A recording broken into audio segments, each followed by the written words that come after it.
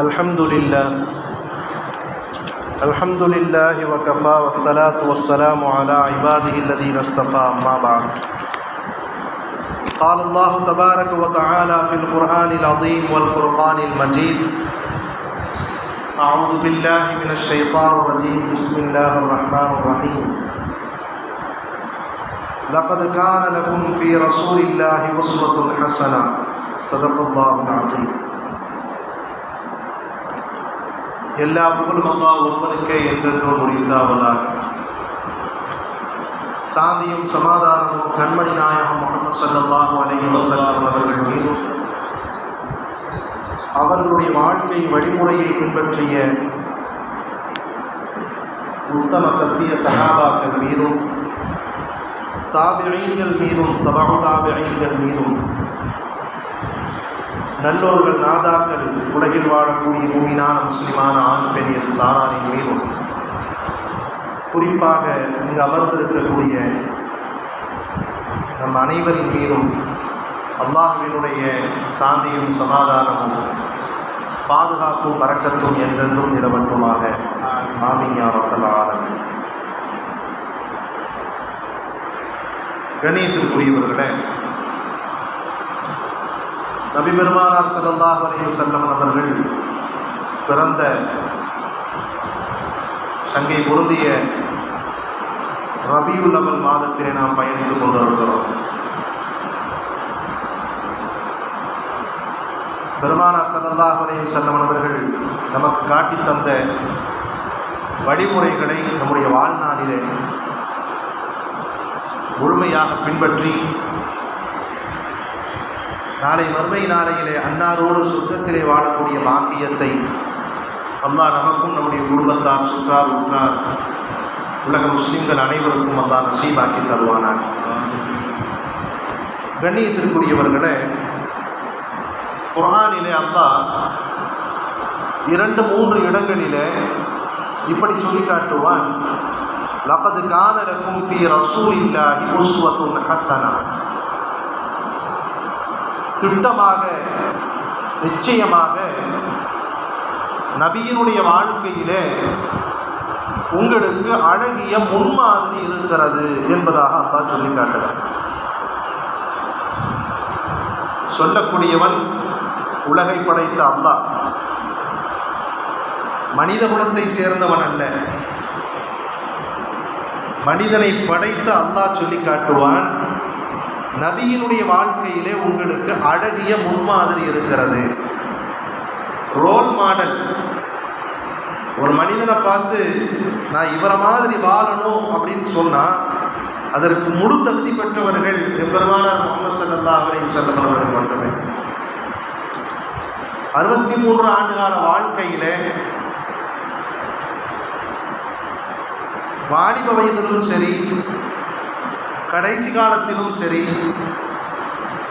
சாதாரண ஒரு மனிதராக இருந்த நிலையிலும் சரி, நுபுவத்திற்கு பிறகு நபிப்பட்டம் வாங்கி மக்களுக்கு போதனை செய்யக்கூடிய நிலையிலும் சரி, ஸல்லல்லாஹு அலைஹி வஸல்லம் அவர்கள் அப்பழுக்கற்ற தூய்மையான வாழ்க்கையை வாழ்ந்தவர்கள் தான் எம்பெருமானார் முஹம்மது ஸல்லல்லாஹு அலைஹி வஸல்லம் அவர்கள். பெருமானார் ஸல்லல்லாஹு அலைஹி வஸல்லம் அவர்களை பாராட்டாத எந்த நாவுமே கிடையாது. அந்த அளவிற்கு முஸ்லிம் அல்லாத சகோதர சமயத்தின நண்பர்கள்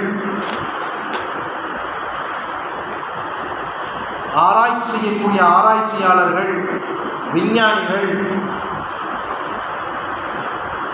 கல்வியிலே தேர்ச்சி பெற்ற மகான்கள் முதல் கொண்டு எல்லோருமே முஹம்மது ஸல்லல்லாஹு அலைஹி வஸல்லம் அவர்களை முழு மனதோடு பாராட்டி இருக்கிறார்கள். காரணம், அவர்களுடைய அந்த அப்பழுக்கற்ற வாழ்க்கை, 63 ஆண்டு கால வாழ்க்கை.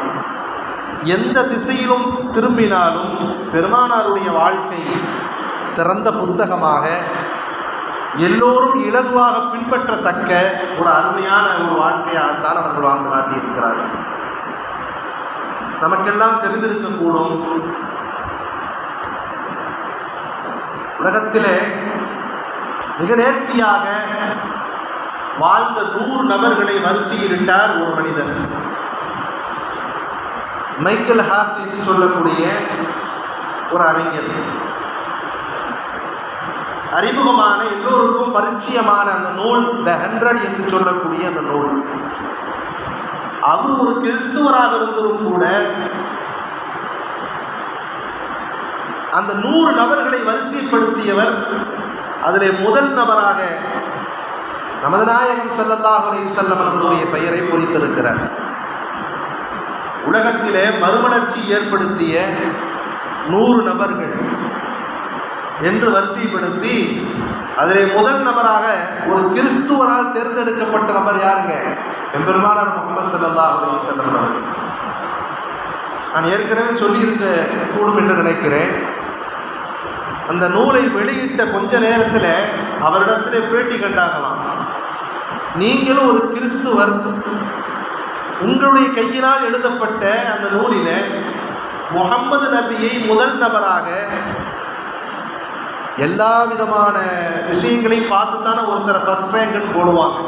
அவருடைய நன்னடத்தை, அவருடைய வாழ்க்கையில் ஏதாவது கசடுகள் இருக்கிறதா இல்லையா, அவர் எப்படிப்பட்ட மனிதர், எல்லோருக்கும் பொருத்தமான மனிதராக இருப்பாரா, புகழத்தக்க மனிதராக இருப்பாரா, எல்லாத்தையும் ஆய்வு செஞ்சு தான் முதல் ரேங்க் கொடுப்பாங்க. எப்படி பிள்ளைகளுக்கு ஏதாவது ஒரு விளையாட்டு போட்டிகளோ அல்லது ஒரு எழுத்து போட்டிகளோ அல்லது ஓவிய கலைகளோ ஏதாவது மதிப்பெண் போடுறாங்கன்னா அந்த பிள்ளை பேரை கூப்பிட்ட உடனே மேடைக்கு வருது பாருங்க, அதெல்லாம் பார்த்து மார்க் போடுவாங்க சில ஆசிரியர்கள். அவன் எப்படி செருப்பை கழட்டுறான், அவனுடைய ட்ரெஸ் கோடு எப்படி இருக்குது, அவன் மேடைக்கு வந்தால் எந்த அளவுக்கு பிறருக்கு கண்ணியத்தை கொடுக்குறான், அதெல்லாம் பார்த்து மார்க் போடுவாங்க சில ஆசிரியர்கள். அதே மாதிரி தான் அந்த நூலாசிரியர் மைக்கேல் ஹார்ட் என்று சொல்லக்கூடியவர் முதல் மனிதராக ரசூலுல்லாஹி ஸல்லல்லாஹு அலைஹி வஸல்லம் அவர்களை தேர்ந்தெடுத்து அந்த நூலை வெளியிட்ட மாத்திரத்திலே அவரிடத்திலே கேட்டார்கள், நீங்க ஏன் அவரை முதல்ல தேர்ந்தெடுத்தீங்க என்ற கேட்ட கேள்விக்கு மைக்கேல் ஹார்ட் சொன்ன விஷயம்தான் உண்மையிலே வியக்கத்தக்க விஷயம். 2 காரணத்தை அவர் தன்னுடைய நூலிலே பதிவிடுகிறார். அதில் முதல் காரணம் என்ன தெரியுமா?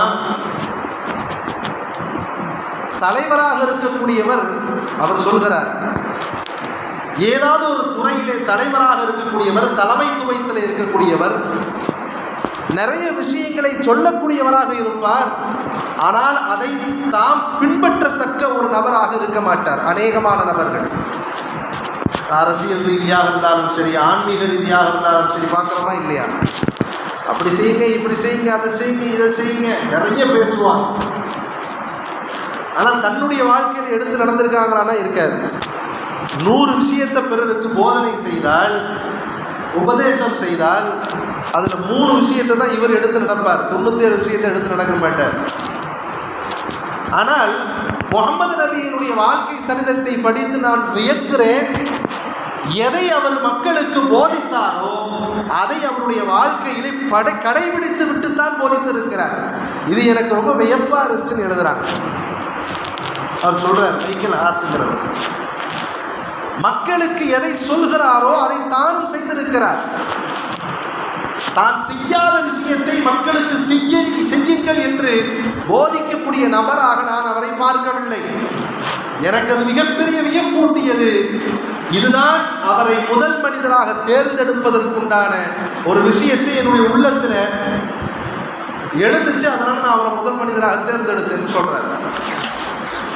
குர்ஆன்ல அல்லாஹ் ஒரு இடத்துல சொல்லுவான், யா அய்யுஹல்லதீன ஆமனூ லிம தகூலூன மா லா தஃஅலூன்.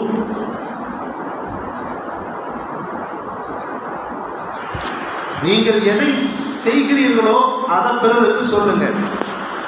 நீங்க செய்யாத காரியங்களை எல்லாம் பிறருக்கு செய்யுங்கள் செய்யுங்கள் என்று போதனை செய்யாதீர்கள். ரப்பு சுப்ஹானஹு வ தஆலா குர்ஆனிலே சொல்லி இருக்கிறார்.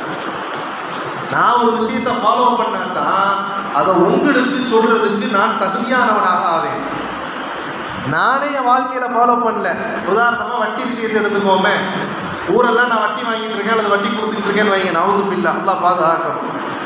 ஊரெல்லாம் உபதேசம் பண்ணுறேன், வட்டி வாங்காதீங்க, வட்டி கொடுக்காதீங்கன்னு. அந்த உபதேசத்தினால எந்த பயனும் கிடையாது என்பதாக இஸ்லாமிய மார்க்கம் சொல்லும். நான் எதை செய்துவிட்டு பிறருக்கு சொல்வேனோ அதுதான் கேட்கக்கூடிய நபர்களுக்கு பிரதிபலிக்கும் என்பதாக சொல்லி காட்டும் இஸ்லாமிய மார்க்கம். அந்த வகையிலே ரசூலுல்லாஹி ஸல்லல்லாஹு அலைஹி வஸல்லம் அவர்கள் சிறு பிள்ளையிலிருந்து கடைசி காலம் வரை ஸல்லல்லாஹு அலைஹி வஸல்லம் அவர்கள் தான் எதை செய்தார்களோ அதைத்தான் மக்களுக்கு செய்யுங்கள் என்று போதிப்பார்களே தவிர தான் செய்யாத எந்த விஷயத்தையும் மக்களுக்கு செய்யுங்கள் என்று போதித்தது கிடையாது. எனவே அவர்களை நான் முதல் மனிதராக தேர்ந்தெடுத்தேன் என்பதாக நூலாசிரியர் மைக்கேல் ஹார்ட் அவர்கள் சொல்லுவார். இரண்டாவது காரணம் சொல்லுவார், முகமது நபியினுடைய எந்த பகுதியை பார்த்தாலும் அவருடைய வாழ்க்கையிலே வெளிச்சமான பகுதியை தான் நான் பார்த்திருக்கிறேன், இருண்ட பகுதி என்று எதுவுமே கிடையாது என்பதாக எழுதுவார். கொஞ்சம் நாம் யோசிக்க வேண்டும். யாரெல்லாம் இன்றைக்கு அதிமேதாவியாக இருந்து பலருக்கு போதனை செய்து கொண்டிருக்கிறார்களோ, நீங்கள் அப்படி இருக்கணும் இப்படி இருக்கணும். சில பேர்லாம் பார்த்தீங்கன்னா நிறைய போதனை பண்ணுவாங்க. அவங்கள என்னமோ கடவுள் மாதிரியும் அவங்க என்னமோ தூதுவர் மாதிரியும் மக்களுக்கு பார்த்தீங்கன்னா போதனையை அள்ளி விடுவாங்க. அவர் நல்லவராகவே இருக்கட்டும், ஆனால் அவருடைய ஆரம்ப கால வாழ்க்கையை பார்த்தா அசிங்கமாக தான் இருக்கும். நீங்கள் யார் வேணாலும் எடுத்துக்கணும். ஆரம்ப கால வாழ்க்கையை பார்த்தா அசிங்கமாக தான் இருக்கும். கடைசி காலத்தில் வேணால் திருந்தி இருக்கலாம், திருந்தி பிறருக்கு போதனை செய்யக்கூடிய நிலையில் இருந்திருக்கலாம். அவருடைய வாலிப காலம், அவருடைய ஆரம்ப காலம், அறியாமை காலம் என்று கூட சொல்லலாம். அந்த நேரத்தில் அவர் ஏதாவது ஒரு வகையிலே தவறான சில செயல்பாடுகளில் ஈடுபட்டு இருப்பார். ஹலால் ஹராமை பேணாமல் இருந்திருக்கக்கூடும். பிற்காலத்திலே அவர் தன் புனிதராக ஆகி பிறருக்கு போதனை செய்யக்கூடியவராக இருந்திருப்பார். மைக்கேல் ஹார்ட் சொல்கிறார், முகமது நபியினுடைய ஆரம்ப கால வாழ்க்கையிலிருந்து கடைசி கால வாழ்க்கை வரைக்கும் நான் அக்கக்காக படித்திருக்கிறேன். எந்த பகுதியிலும் இருண்ட பகுதி என்று இல்லை, எல்லா பகுதியிலும் வெளிச்சமாகவே இருந்திருக்கிறது முகமது நபியினுடைய வாழ்க்கை. லக்கது கான லக்கும் ஃபீ ரசூலில்லாஹி உஸ்வத்துன் ஹஸனா. அல்லாஹ் ஒரு மனிதரை காண்பிச்சு நீங்கள் வாழணும்னா இவரை பார்த்து வாழுங்க, இவரை மாதிரி வாழுங்கன்னு அல்லாவே சொல்கிறான்னா அப்போ அந்த மனிதனுடைய வாழ்க்கை எவ்வளோ தூய்மையான வாழ்க்கையாக இருந்திருக்க வேண்டும் என்பதை நாம் நமக்கு யோசிக்க வேண்டும்.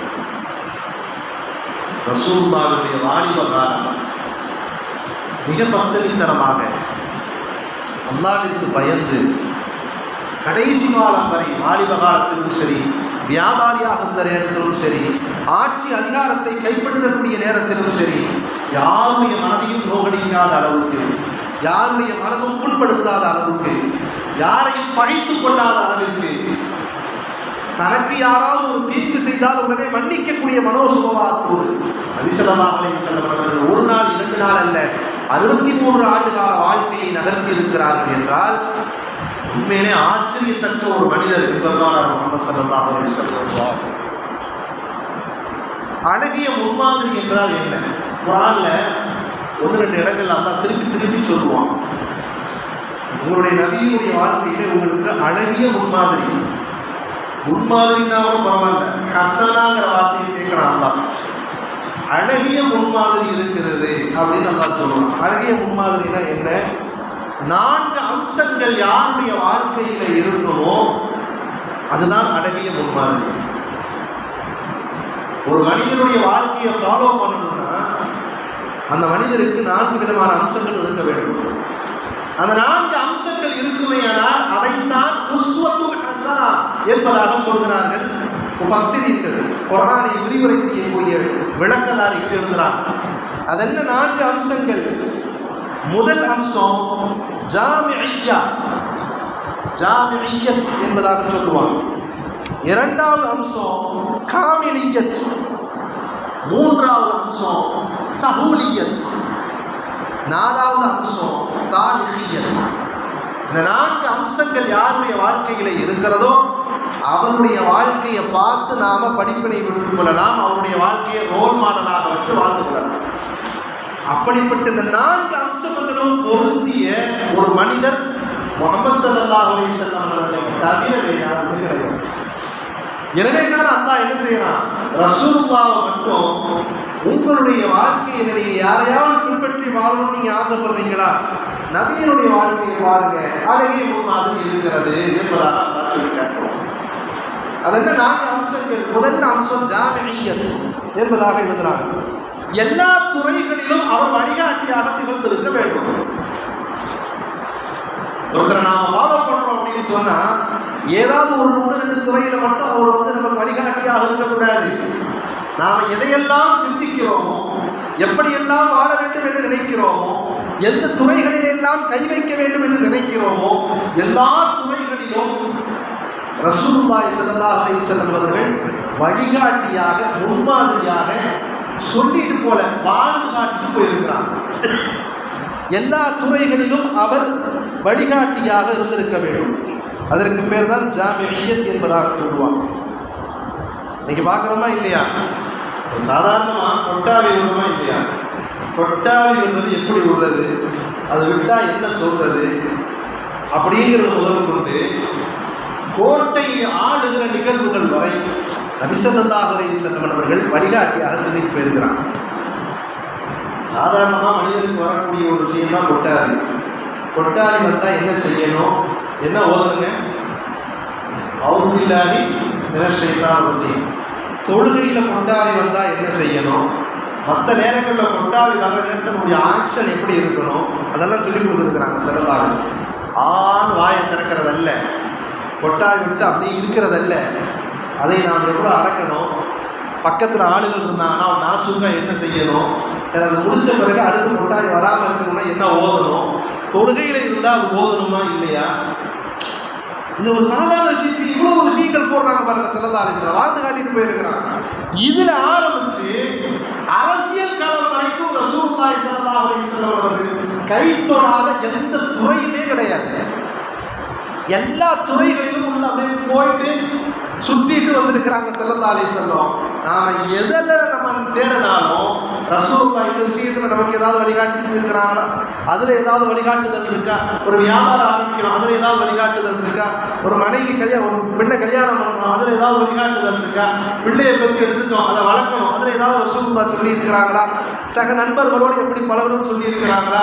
அக்கம் பக்கத்து வீட்டாரோடு எப்படி பழகணும்னு சொல்லி இருக்கிறாங்களா? சகோதர சமயத்தில் நண்பர்களோடு எப்படி இணக்கமாக இருக்கும்னு ஏதாவது சொல்லி இருக்கிறாங்களா? எல்லா விஷயங்களுக்கும் வழிகாட்டியாக திகழ்வதற்கு பேர் தான் ஜாமிஇய்யத். 63 ஆண்டு கால வாழ்க்கையில எல்லா விஷயங்களையும் ரசூலுல்லாஹ் அழகான ஒரு வழிகாட்டியாக திகழ்ந்திருக்கிறான். இது ரசூல் ஸல்லல்லாஹு அலைஹி வஸல்லம் அவர்களை தவிர வேறு யாருமே செய்ய முடியாது. 4 அம்சங்கள்ல முதல் அம்சம் இது ஜாமிஇய்யத். இரண்டாவது பார்த்தீங்கன்னு சொன்ன காமிலியத். எல்லா விஷயங்களிலும் வழிகாட்டியவர்கள் அதிலே உச்சத்தை தொட்டு இருக்க வேண்டும். சும்மா அப்படியே லேச தொட்டு வச்சுட்டு போறதல்ல, அதை முழுமைப்படுத்தி இருக்க வேண்டும். ஒரு காரியத்தில் நமக்கு ஒரு வழிகாட்டியாக ரசூலுல்லாஹ் ஒரு விஷயத்தை சொல்லி இருந்தாங்கன்னா அதை அப்படியே லேச தொட்டு தொட்டு தொட்டு வச்சுட்டு போறதில்லை, அதனுடைய எண்டு வரைக்கும் போயிருக்கணும். ரசூலுல்லாஹி ஸல்லல்லாஹு அலைஹி வஸல்லம் அவர்கள் போயிருக்கிறாங்க, முழுமைப்படுத்தி இருக்கிறாங்க. உதாரணமா நமக்கு புரிஞ்சுக்கிறதா இருந்தா, ஒரு பெண்ணு நிக்காஹ் பண்றாரு ஒரு ஆண், நிக்காஹ்ல தொடங்கி அந்த வாழ்க்கை அப்படியே வருது பார்த்தீங்களா? பிள்ளை பெற்று எடுக்கிறாங்க, பிள்ளையை வளர்க்குறாங்க இல்லையா? அந்த பிள்ளைக்கு ஒரு வியாபாரத்தையோ ஒரு கல்வியோ கொடுக்குறாங்க, அதுக்கப்புறம் அந்த பிள்ளையை கல்யாணம் பண்ணி வைக்கிறாங்க, அப்படியே போதா இல்லையா? இதுக்கு இடையில இந்த கல்யாணம் பண்ண தம்பதிகள் ஏதாவது பிணக்கு ஏற்பட்டுச்சுன்னு சொன்னா அதுக்கு என்ன வழி?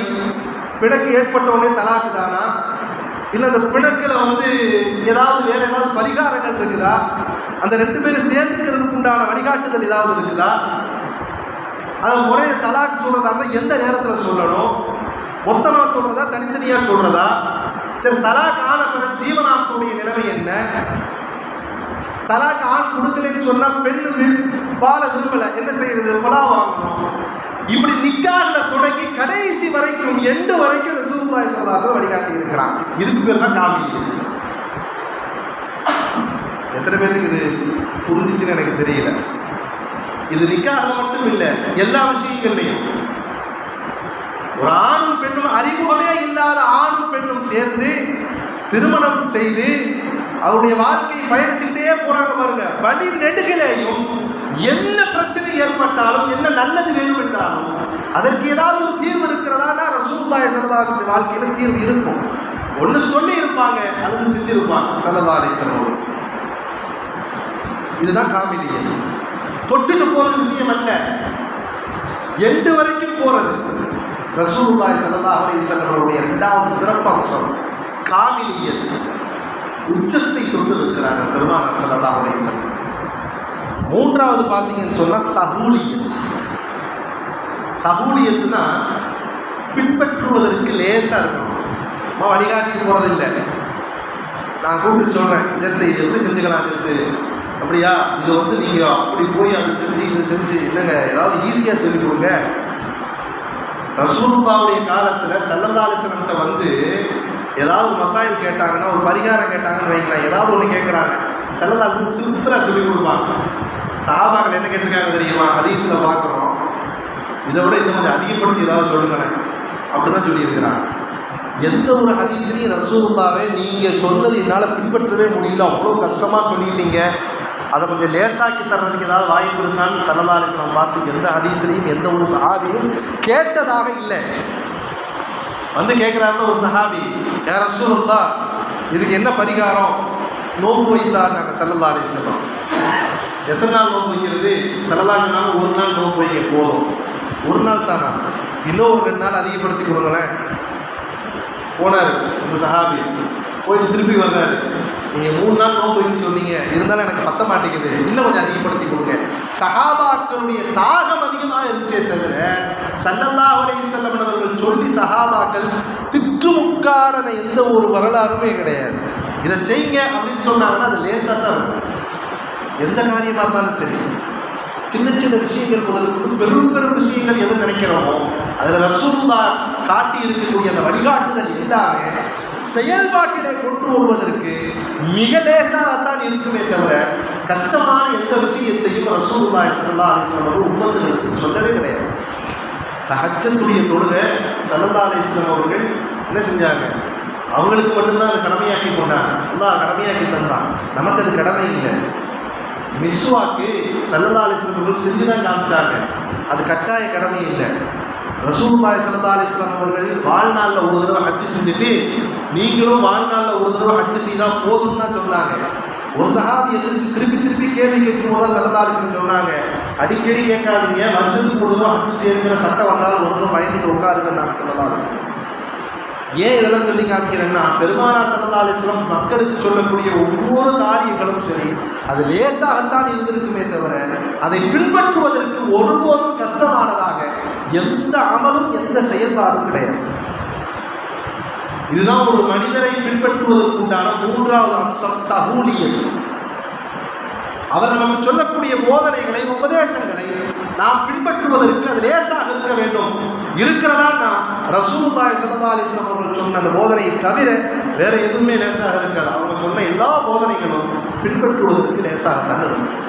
சஹூலியத் முதல்ல ஜாமியத், 2வது காமிலியத், 3வது சஹூலியத், 4வது ஒன்று இருக்குது தாரிஹியத். இதெல்லாம் மனசில் ஏற்றிக்கணுங்க.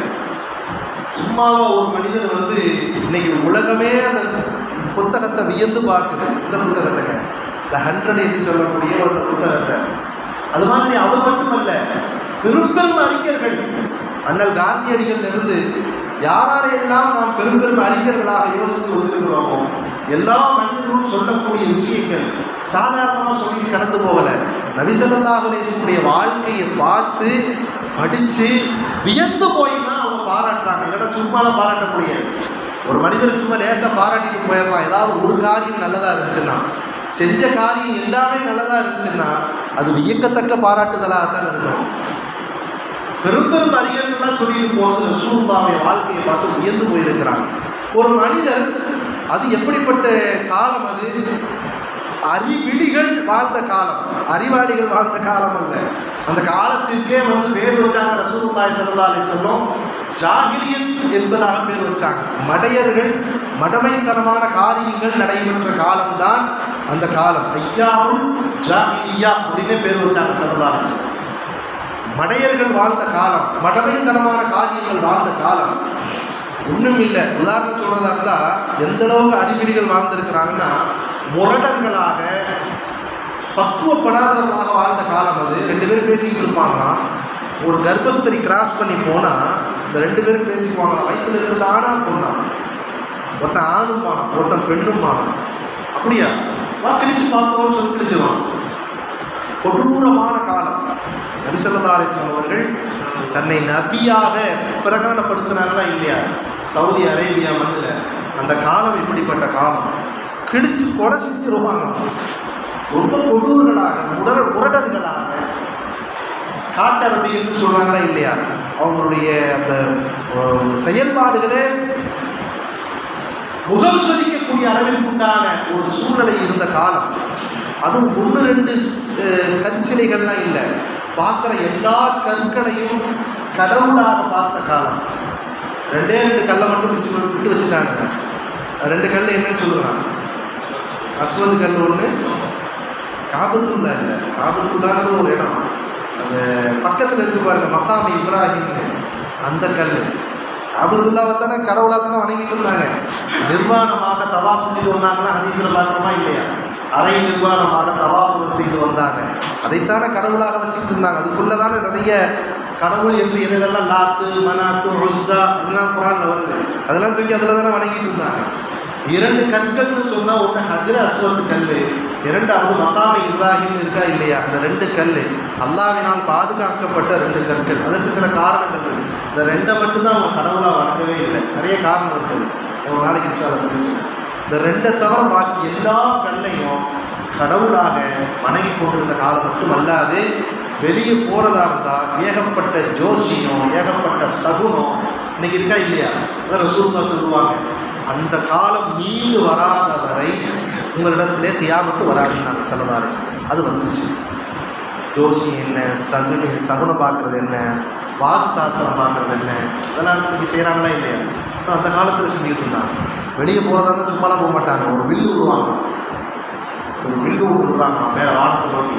அது வலது பக்கம் விழுந்துச்சுன்னா அது ஒரு மாதிரியான போகிற ரிசல்ட் இப்படி இருக்கும், இடது பக்கம் விழுந்துச்சுன்னா ரிசல்ட் அப்படி இருக்கும். இப்படி சின்ன சின்ன விஷயங்கள்லையும், மடமையிலையும், மூட நம்பிக்கைகள்லையும், ஷிர்கான காரியங்கள்லையும் முரடர்களாக வாழ்ந்து கொண்டிருந்த நேரத்திலே தான் ரசூலுல்லாஹி ஸல்லல்லாஹு அலைஹி வஸல்லம் அவர்கள் அங்கே நபியாக தன்னை அறிமுகப்படுத்துகிறார். இது ஏன் சொல்ல வந்தேன்னு ஞாபகப்படுத்துங்க, அதுக்குள்ள மறந்துட்டேன்.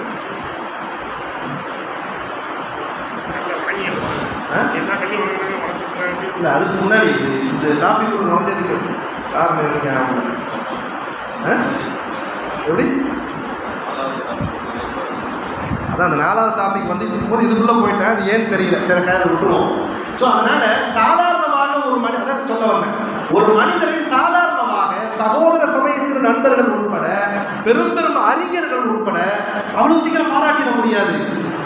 இவ்வளவு மோசமான காலத்திலே ஒரு மனிதர் தன்னை பக்குவப்படுத்துவது மட்டுமல்லாமல் பிறரையும் பக்குவப்படுத்தி இருக்கிறார் என்றால் அதற்கு ரசூல் ஸல்லல்லாஹு அலைஹி வஸல்லம் அவர்கள் எந்த அளவுக்கு தியாகம் வெளிப்பட்டு இருக்க வேண்டும், அவர்களுக்கு எந்த அளவுக்கு தன்னை அவர்கள் பொறுமையாக தன்னுடைய மனதை அவர்கள் கட்டுப்படுத்தி இருக்க வேண்டும், கொஞ்சம் யோசிக்கணும். அதனால் சாதாரண ஒரு மனிதர் அல்ல ரசூலுல்லாஹி ஸல்லல்லாஹு அலைஹி வஸல்லம் அவர்கள். முழு உலக மக்களுக்கும் முன்மாதிரின்னு ஒரு மனிதரை காமிச்சா ஸல்லல்லாஹு அலைஹி வஸல்லம் அவர்களை தவிர வேறு யாரும் கிடையாது. ஒரு மொத்தமாக சுருக்கமாக சொல்கிறேன். இந்த கடைசி விஷயத்துக்கு வர்றேன். ஆக ஒரு மனிதனிடத்தில் 4 அம்சங்கள் இருந்தால் அவரை நம்ம ரோல் மாடலாக எடுத்துக்கலாம். அந்த 4 அம்சத்தில் 4வது அம்சம் தான் தாரிஹியத், வரலாறு பதிவு செய்யப்பட்டிருக்க வேண்டும். ஃபர்ஸ்ட் சொன்னால் ஜாமிஇய்யத், எல்லா விஷயங்களுக்கும் அவர் வழிகாட்டியாக இருக்க வேண்டும். 2வது சொன்னோம் காமிலியத், வழிகாட்டுதல்ல உச்சத்தை தொட்டிருக்க வேண்டும். 3வது சகூலியத், அவர் சொல்லக்கூடிய போதனைகளை நாம் பின்பற்றுவதற்கு இலகுவானதாக இருக்க வேண்டும். 4வது பார்த்தீங்கன்னா கிதாபில் எழுதுறாங்க தாரிஹியத், பின்பற்றுவதற்கு தக்க மட்டுமல்ல, லேசானது மட்டுமல்ல, அவருடைய முழு வாழ்க்கையும் பதிவு செய்யப்பட்டிருக்க வேண்டும். அது யாருக்குன்னா ரசூலுல்லாஹ் தவிர வேறு யாருக்கும் கிடையாது. நீங்கள் எடுத்து பாருங்க, ஆரம்ப காலத்திலிருந்து பெரிய பெரிய மார்க்க அறிஞர்கள், மகான்கள், அவர் இவங்கெல்லாம் சொல்கிறாங்களா இல்லையா? எல்லாருடைய வாழ்க்கையும் பிறப்பிலிருந்து இறப்பு வரைக்கும் பதிவு செய்யப்பட்டிருக்கானா இல்லை. அவர் என்னைக்கு பிறந்திருக்காருன்னு சொல்லுவாங்க, என்னைக்கு வஃபாத்தானாரு, பிறந்த காலம், இறந்த காலம், அவர் ஆட்சிக்கு வந்த காலம், அதெல்லாம் இருக்கும். ஆனால் அணுவணுவாக ஒவ்வொரு நாளும் பதிவு செய்யப்பட்டிருக்குன்னா ரசூல் ஸல்லல்லாஹு அலைஹி வஸல்லம் தவிர வேற யாருக்கும் வாழ்க்கை வரலாறு பதிவு செய்யப்படவே இல்லை. என்னங்க, நான் அடிக்கடி பயான்ல சொல்றதுதான், ஒரு மனிதனுக்கு தாடிகளை எத்தனை வெள்ள முடி இருந்துச்சு கடைசி காலத்துல ரசூலுல்லாஹ்வுக்கு, தலைமுடி எத்தனை வெள்ள முடி இருந்துச்சு, எத்தனை தடவை வாழ்க்கையில சிரிச்சிருக்காங்க, எத்தனை தடவை புன்முறுவல் போட்டு சிரிச்சிருக்கிறாங்க, எத்தனை தடவை கடவாய் பல் தெரியும் அளவிற்கு சிரிச்சிருக்கிறாங்க. இதெல்லாம் யாருடைய வாழ்க்கையோட பதிவு செய்யப்பட்டிருக்கா? ஸல்லல்லாஹு அலைஹி வஸல்லம் வாழ்க்கையில பதிவு செய்யப்பட்டிருக்கு. ஷமாயில திருமதிங்கிற ஒரு ஹதீஸ் கிதாப் இருக்கு. அதை நீங்கள் வாங்கி படித்து பார்த்தீங்கன்னா அது தமிழ்லேயே வந்துருச்சு.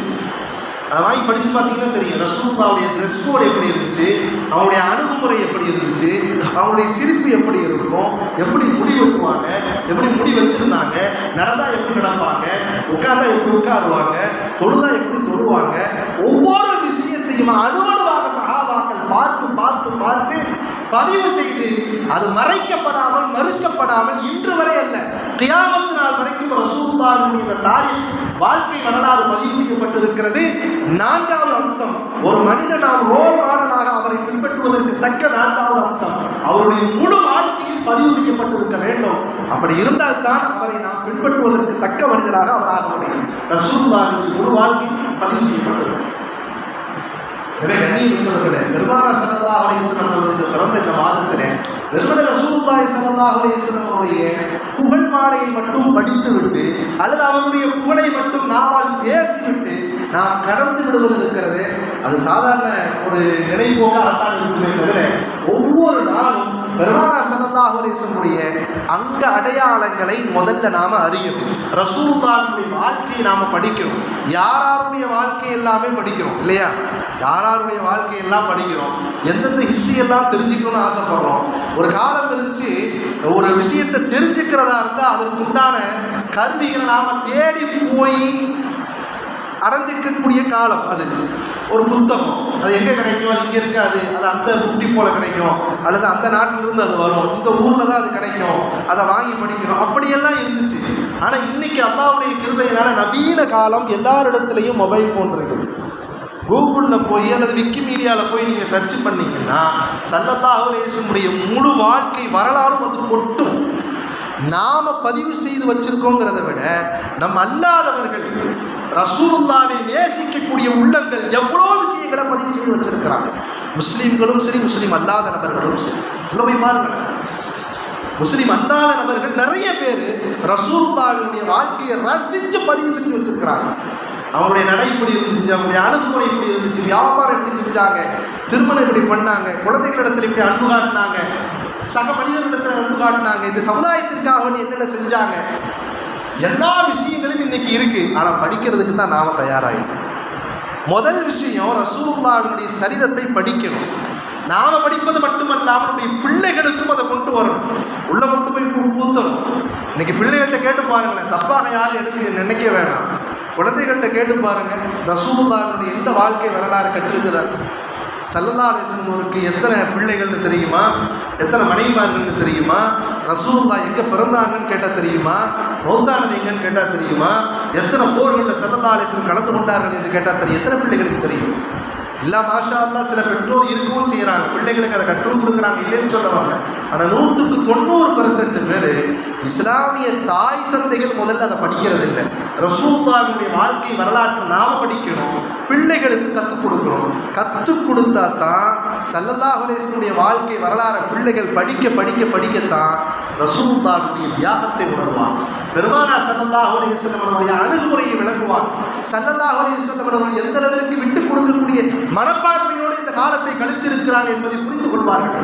ஒரு பிள்ளை ரசூலுல்லாஹ்வுடைய வாழ்க்கை சரிதத்தை அப்பப்ப படிச்சுக்கிட்டே இருக்குன்னு சொன்னா வாழ்க்கையில் ஒருபோதும் எந்த கட்டம் வந்தாலும் எத்தனை வயது அடைந்தாலும் அது வழி தவறவே தவறாது, மார்க்கத்திற்கு புறனாக போகவே போகாது. அது பெற்றோர்கள் முதல்ல என்ன செய்யணும்னு சொன்னால் ஸல்லல்லாஹு அலைஹி வஸல்லம் அவர்களுடைய வாழ்க்கை சரிதத்தை நாம் படிக்கணும், பிள்ளைகளுக்கு அதை கொடுக்கணும். அது மட்டுமல்லாது ஸல்லல்லாஹு அலைஹி வஸல்லம் அவர்கள் கற்றுக் கொடுத்த சின்ன சின்ன சுன்னத்துகள், சின்ன சின்ன சுன்னத்துகள், பெரிய விஷயங்களை கையில் எடுக்கணும்னு அவசியம் இல்லை. எடுத்த உடனே சின்ன சின்ன சுன்னத்துகள். சின்ன சுன்னத்துனா என்ன? ஒரு சட்டை மாற்றுறோம், ஒரு புது துணி மாற்றுறோம், அதை பற்றி பேசிக்கிட்டே போகலாம். ஒரு புது துணி எடுக்கிறாங்க, ஸல்லல்லாஹு அலைஹி வஸல்லம் முதல்ல எந்த கையை உள்ள நினைச்சாங்க, ஒரு துணியை போடும் போது என்ன துவா ஓதுனாங்க, அதெல்லாம நம்ம சொல்றது. முசாபா செய்யும்போது வெறுமனே பிஸ்மில்லா சொல்லிட்டு முசாபா செஞ்சு போறவங்க எத்தனையோ பேர் இருக்கிறாங்க. முசாபா செய்யும்போது என்ன சொல்லணும், அஸ்ஸலாமு அலைக்கும் சொல்லி முசாவா செஞ்சு போகிறவங்க இருக்காங்க. நான் அப்படித்தாங்க, எனக்கு இவ்வளோதாங்க. நாளைக்கு அல்லாட்ட போய் சொல்ல முடியாது இல்லையா? நம்மள்கிட்ட சொல்லிக்கலாம், ஜெர்த்து என்னால் இவ்வளோதான் முடியும், எனக்கு அதெல்லாம் வந்து மைண்டில் ஏற்றுக்க முடியாது, எனக்கு 1000 வேலை இருக்குது, என்கிட்ட சொல்லிட்டு போயிடலாம், நான் உங்கள்கிட்ட சொல்லிட்டு போயிடலாம். நாளைக்கு ரப்பிட்ட போய் என்னால் அப்படி தான் முடிஞ்சு அப்படின்னு போய் நிற்க முடியுமா? முடியாது இல்லையா? இப்போ சின்ன சின்ன சுண்ணத்துகள், பாத்ரூமுக்கு போகிறதுக்கு முன்னால் வலது காலை வைக்கணுமா இடது காலை வைக்கணுமா, உள்ளே போகும்போது என்ன ஓதிட்டு போகணும், அதை ஏன் அதை ஓத சொன்னாங்க? அல்லாஹும்ம இன்னா நஊது பிக மினல் குபுஸி வல் ஹபாயிஸின்னு ரசூலுல்லாஹ் சொல்லியிருக்கிறாங்கன்னா, ஷைத்தான்களுடைய தீண்டுதலிலிருந்து என்னை பாதுகாப்பாயாக. பாத்ரூம் போகிறதுக்கு முன்னால் ஒவ்வொன்றையும் ஆராய்ச்சி செய்யணும். நான் உதாரணத்துக்கு இதை சொல்கிறேன். உள்ளே போகும்போது அங்கே போய் சைத்தானை சொல்லியிருக்காங்க, சுய தேவையை நிறைவேற்றக்கூடிய இடம் அந்த இடம். அங்கே போய் சைத்தானிடத்திலிருந்து என்னை பாதுகாப்பாயாகன்ற ரசூலுல்லாஹ் துவா செஞ்சுட்டு இடது காலை வச்சுட்டு உள்ளே போயிருக்கிறாங்கன்னா ஏன் சொன்னாங்க? அது சைத்தான் குடியிருக்கிற இடம் தான். உள்ளே போனால் என்ன வேலை செய்வான் சில பேருங்கிறது எல்லாத்துக்கும் தெரியும். அது தவறான காரியங்கள் நிகழ்வதற்கு ஒளிஞ்சு மறைஞ்சு என்னென்ன காரியங்களை ஒரு மனிதன், ஒரு தவறான மனிதன் செய்யணும்னு நினைக்கிறானோ அதை அங்கே போய் செய்வான். இதெல்லாம் விலைக்கு சொல்லணுங்கிற அவசியம் இல்லை. அதனால ரசூலுல்லாஹ் அந்த துவா ஓத சொன்னாங்க. வெளியே வரும்பொழுது உஃப்ரா எனக்குன்னு ஸல்லல்லாஹு அலைஹி வஸல்லம் ஓத சொன்னாங்கல்ல, என்னுடைய பாவத்தை மன்னிச்சிருன்னு ஏன் சொன்னாங்க? உள்ள ஏதாவது நம்மை அறியாமல் ஏதாவது தீங்குகள் நடந்திருந்தால் அதற்குண்டான பாவ மன்னிப்பு. ஒரு கொட்டாவி விட்டால் என்ன ஓதுறது, ஒரு தும்பல் வந்துச்சுன்னா என்ன ஓதுறது, பிஸ்மில்லா சொல்லி சாப்பிட்றது, சாப்பிடும்பொழுது பிஸ்மில்லா சொல்ல மறந்துட்டா பிஸ்மில்லா அப்பல் ஆகல் ஓதுறது, சாப்பிட்ட பிறகு என்ன துவா ஓதுறது, தூங்குறதுக்கு முன்னால் என்ன ஓதிட்டு கொடுக்கிறது. சின்ன சின்ன விஷயங்களில் ரசூலுல்லாஹி ஸல்லல்லாஹு அலைஹி வஸல்லம் வழிமுறையை நாம் பின்பற்றுவோமேயானால் அதுதான் ரசூலின் மீது நாம் உண்மையான அன்பு வைப்பதற்குரிய அடையாளம் என்பதை நாம் புரிந்து கொள்ள வேண்டும். வல்ல ரஹ்மான் அத்தகைய நல்ல மனிதர்களாக வாழக்கூடிய வாக்கியத்தை அல்லாஹ் நம் எல்லோரையும் நசீபாக்கி தருவானாக. ஆகிரு தஅவானா அல்ஹம்துலில்லாஹி ரப்பில் ஆலமீன். அஸ்ஸலாமு அலைக்கும் வரஹ்மத்துல்லாஹி